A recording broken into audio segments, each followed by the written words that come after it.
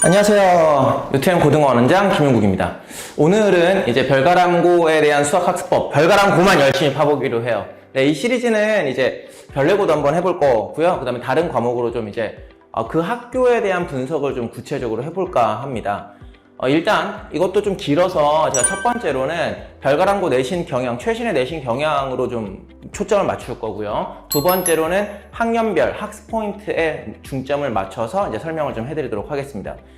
이제 제가 상담을 해보면 가장 많이 들려오는 얘기가 별가람고 쉽다고 했는데 내신이 우리 아이는 왜 이렇게 봤나요? 라고 하시는 부모님도 계시고 별가람고 문제 너무 쉬운 거 아닌가요? 라고 하시는 분들도 계세요. 근데 어떻게 그럴 수 있을까라고 하는 건 맨 처음에 신생학교 같은 경우에는 그렇게 어렵게 출제를 하지 않습니다. 근데 점차적으로 이제 그 시기가 지나가게 되면 난이도도 높아지고, 왜냐하면 아이들도 좀 잘하게 될 거니까요. 잘하는 아이들도 많이 유입이 되고, 그리고 실제로 별가람고에서 잘하는 상위권 학생들이 올해 1학년에 꽤나 많이 들어왔습니다. 예, 그래서 이제 그 아이들도 변별을 좀 시켜줘야 되고, 물론 나머지 아이들도 잘 보게 하긴 해야겠지만 전체적으로 변별력을 좀 높이려고 했던 노력이 보이죠. 그래서 전체적으로 좀 설명을 좀 해드릴게요. 자, 커리큘럼부터 좀 가보도록 하겠습니다. 별가람고 커리큘럼입니다. 일단 1학년 때는 수상을 해요. 1학기 때 수상을 하는데 중간고사 때가 3, 4차 방정식, 단원이 그렇게 많은 건 아닙니다. 근데 연립방정식부터 원회방정식인데 기말고사하고 중간고사 올해 것만 보면 중간고사가 헬이었어요. 너무 어려웠죠. 그래가지고 제가 알기로는 주관식 말고 객관식만 했을 때 평균이 한 24점 정도 나왔던 거니까 진짜 어려운 겁니다. 그 다음에 기말고 때는 그거보다 조금 더 쉽기는 했지만 여전히 변별을 주려고 노력했구나 라고 생각이 들어요. 시험 범위 자체는 과한 건 아니에요. 그래서 2학기 때 이제 돌아가죠. 2학기 때 수학상의 도형의 이동이 마지막 단원입니다. 실제로 수상이 수화보다 좀 많습니다. 그래서 거의 대부분의 학교에서 뒤쪽에 나와 있는 도형의 이동을 중간고사 때 넣고 그 다음에 함수의 정의까지 가요. 함수의 정의까지 가고 뒤에 합성함수부터 경우의 수까지 가게 됩니다. 분량이 많은 건 아니지만 난이도를 좀 어렵게 내는구나 라고 하는 파트가 여기 나와 있는 수상에서는 원회방정식 파트, 그 다음에 이제 다항식의 연산, 아이들 맨날 어려워하는 파트 있습니다. 다항식의 연산 파트가 좀 어렵고, 이번에 시험에 나오는 부분은 함수가 좀 어렵게 나올 수 있어요. 그러니까 저도 마찬가지로 아이들 이제 모의고사 준비해주고 할 때 함수 쪽에 좀 집중해서, 그리고 이제 증명도 좀 꼼꼼하게 할 수 있도록 지도를 하는 편입니다. 자, 그 다음에 2학년입니다. 2학년은 조금 복잡해요. 별내고랑은 조금 다릅니다. 2학년은 수학 1을 1학기 때 다 나갑니다. 그래서 지수부터 삼각함수의 그래프까지 나가요. 정확히 절반이에요. 그리고 삼각 방부등식에부터 수열까지 나가게 됩니다. 그래서 이제 이건 그렇게 큰 의미는 없는데, 그리고 올해 기준으로 따지면 수1의 문제는 그렇게 어려운 건 아니었어요. 중간, 기말 모두 어려운 건 아니었고, 사실 중요한 건 실수하면 안 되는 시험들이었습니다. 그 다음에 하나가 더 있습니다. 기하가 있는데 얘는 필수예요. 얘는 필수인데 기하는 선택입니다. 근데 이과 학생들은 거의 대개 선택을 하게 되고, 선택을 하게 되면 이건 절평이에요. 절대평가라고 불리는데 A, B, C 등급을 받으면 됩니다. 그래서 이제 제가 사실은 수학 1도 하면서 기하도 하기 너무 어려워서 뭘 했냐면, 지난 학기죠. 5회 특강을 했습니다. 5회 특강. 딱 5번만 들으면 너희 A 맞춰줄게 라고 얘기했어요. 그 특강 들었던 아이의 90%가 A예요. 그러니까 문제가 어렵다라기보다는 아이들이 기하를 이제 절대평가고, 그 다음에 그냥 뭐 선생님이 내준 프린트 나오겠지라고 해서 잘 손을 안 댑니다. 실제로 학교 선생님이 주는 프린트를 다 풀면 A 받을 수 있어요. 근데 거꾸로 그렇지 않은 아이들도 많았다는 거죠. 그래서 시험은 어떻게 보냐면 중간고사는 보지 않아요. 중간고사는 보지 않고 기말 때만 2차 곡선부터 벡터의 연산까지만 시험을 봤습니다. 어렵지 않게 나왔어요. 2학기 이제 돌아올 파트인데 2학기 때 수투를 나가게 됩니다. 이게 필수 파트인데요.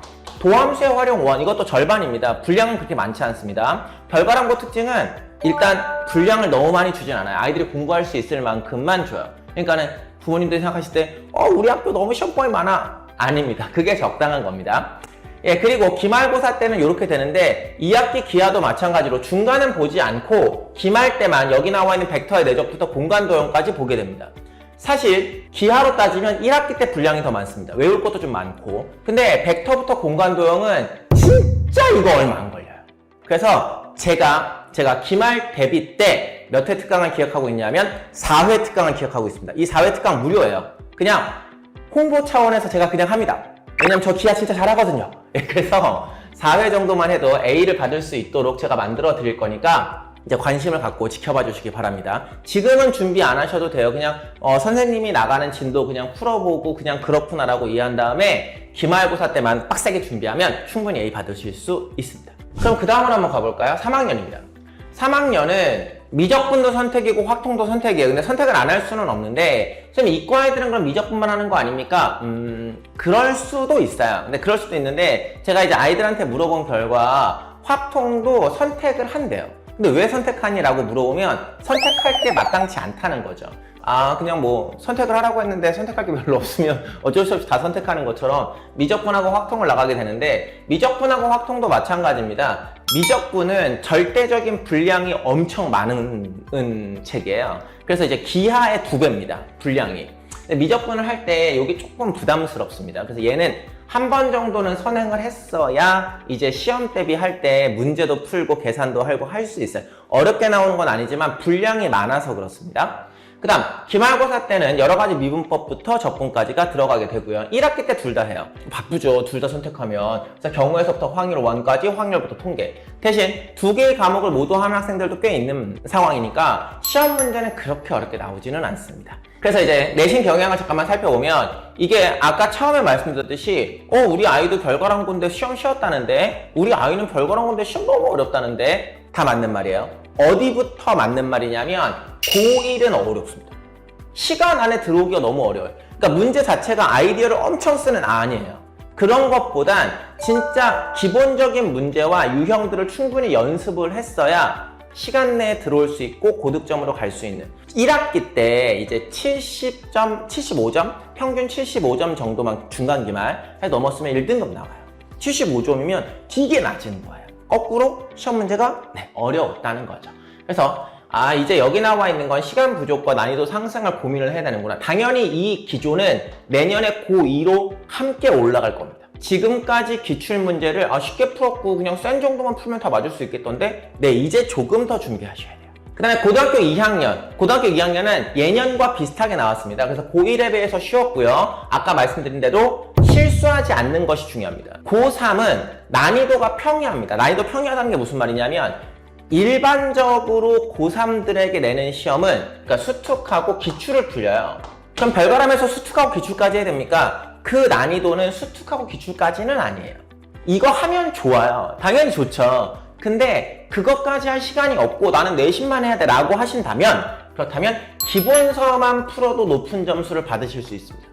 그래서 별가랑고에서의 내신 특징은 이건 다른 학교와 비교하는 게 아닙니다. 별가랑고만 분석한 겁니다. 별가랑고만 분석했을 땐 수특이나 기출 변형까지 굳이 필요 없습니다. 뭐 바이블이나 뭐 정석이나 개념원리나 뭐 이런 것들에 그러니까 기본적으로 그런 형태의 문제집만 한 2번 정도 풀어보실 수 있었으면 대신 시험은 자주 봐야 돼요. 시험은 자주 봐야 되는 게 그거 풀었다고 맞추는 거 아니거든요.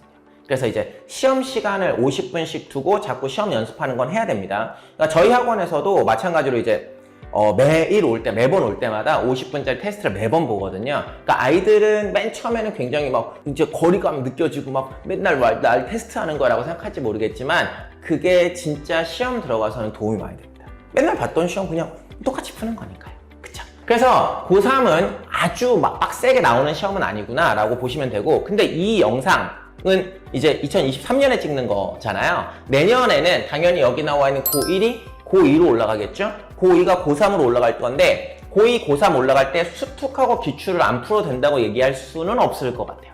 그래서 그건 조금 보셔야겠지만 지금까지의 기조는 그렇습니다. 그래서 별가람고에서 고1은 생각보다 좀 빡세게 공부하셔야 되고 그 다음에 고등학교 2학년 현재 수투와 기하를 하시는 분들은 분량이 많아 나 못하겠어 라고 생각하실 필요 없습니다. 왜냐하면 문제 아주 어렵지 않아요. 기본 문제만 철저하게 그리고 저희가 주는 문제들만 충분히 풀어서 피드백을 받을 수 있으면 높은 점수 받으실 수 있습니다. 됐죠? 네, 1부는 내신 경향까지 하고 그러면 다음 2부에서는 학년별 학습 포인트로 넘어가도록 하겠습니다. 조금 이따 뵙죠?